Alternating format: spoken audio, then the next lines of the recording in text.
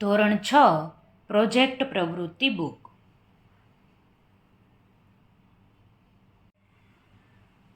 પાના number 50. Project પ્રવૃત્તિ 21. ચાલો નકશાની સમજ કેળવીએ. તમે રોજ ઘરેથી શાળામાં, બજારમાં કે મિત્રોના ઘરે જતા હશો. કેટલીક જગ્યાએ રોજ જતા હશો તો કેટલીક જગ્યાએ ક્યારેક ક્યારેક જતા હશો.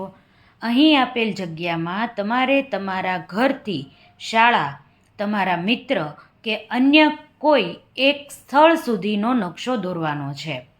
આ નકશો દોરતા સમયે ચોક્કસ અને સાચી દિશા, રસ્તામાં આવતા બીજા સ્થળોના નામ, અંતર અને સંકેતનો ઉપયોગ કરવાનો છે. વૃક્ષ, નદી, બસ, રેલવે સ્ટેશન, પોસ્ટ ઓફિસ, બજાર જેવા સ્થળોના સંકેતો પણ દર્શાવવાના છે. નકશો તૈયાર કરી વિગત નોંધો. તમારા ઘરથી શરૂ કરીને તમે જ્યારે શાળાએ આવો છો ત્યાં સુધીમાં રસ્તામાં તમે જે રસ્તામાંથી પસાર થાવ છો, આજુબાજુમાં જે કાંઈ સ્થળો આવે છે તે જોઈને તમારે તમારા ઘરથી સ્કૂલ સુધીનો નકશો તૈયાર કરવાનો છે. નમૂના રૂપે મેં અહીં એક નકશો તૈયાર કરેલો છે. સૌથી પહેલાં આપણે તેની માહિતી જોઈએ. ઘરથી સ્થળ તરફ જતા આવતા અન્ય સ્થળોની માહિતી. ઘરથી પહેલાં આવતું સ્થળ મહાકાળી બુક સ્ટોલ. ઘરથી કઈ દિશામાં છે? પૂર્વ દિશામાં. અંદાજિત તેનું અંતર આપણે લખેલું છે 500 મીટર દૂર છે તમારા ઘરથી. પછી આગળ જતાં શિવધારા ફ્લેટ આવે છે પૂર્વ દિશામાં, એનું અંતર છે 600 મીટર. પછી વેલનાથ ચોક આવે જે દક્ષિણ દિશામાં જતા આવે છે, 650 મીટર જેટલું અંતર થાય છે. પછી આગળ આવે છે ડૉક્ટર લાઠિયા સાહેબનું દવાખાનું પૂર્વ દિશા તરફ 750 મીટરના અંતરે.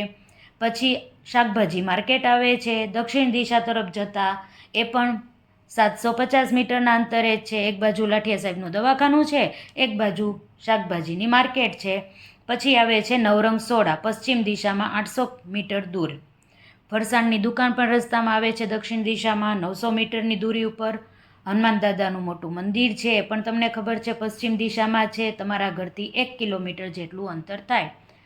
આંગણવાડી આવે છે દક્ષિણ દિશામાં 1 કિલોમીટર 200 મીટર. અને પછી આપણી શાળા આવી જાય છે દક્ષિણ દિશામાં વળતા 1 કિલોમીટર 500 મીટરે. હવે નકશો જોઈએ. નકશો દોરો. નકશો દોરતા પહેલાં આપણે દિશાઓ ચોક્કસ જોઈ લેવી જોઈએ. ઉત્તર, દક્ષિણ, પૂર્વ, પશ્ચિમ આવી રીતે દિશા પ્રમાણે આપણે નકશો તૈયાર કરેલો છે. તમારે તમારા ઘરથી સ્કૂલ સુધી આવતા કેવો નકશો તૈયાર થશે તે તમારે જોવાનું છે. ચોરસમાં મેં નકશો તૈયાર કર્યો છે અને બાજુમાં દરેક સંકેતો મેં બતાવેલા છે કે ઘર કેવી રીતે છે, ત્યાંથી મહાકાળી બુક સ્ટોલ, પછી શિવધારા ફ્લેટ, આ બાજુનો આખો વિસ્તાર ગુરુનગર કહેવાય. આગળ તમે સ્કૂલ તરફ વધો છો ત્યારે રસ્તામાં વેલનાથ ચોક આવે છે. આગળ જતાં તમારે 4 રસ્તા પડે છે ત્યાં લાઠિયા સાહેબનું દવાખાનું અને એની સામે શાકભાજીઓની દુકાન છે. ઘણી બધી દુકાનો છે. હજી આગળ વધો તો નવરંગ સોડા ઘણી બધી દૂર તમારે રહી જાય છે. તમારે આવવાનું છે સ્કૂલ તરફ.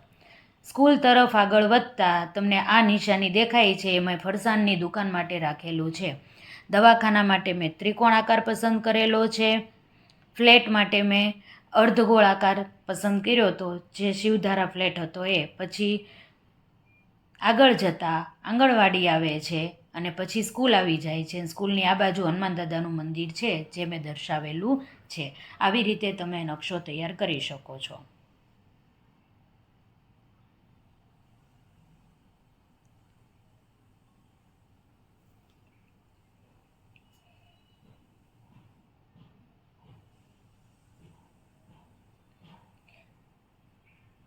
તમે કોઈ પણ નિશાની નક્કી કરી શકો, મન ફાવે એવા આકાર તમે આપી શકો, પણ તમારે એ નિશાની શું સૂચવે છે એ ખાસ લખવાનું રહેશે.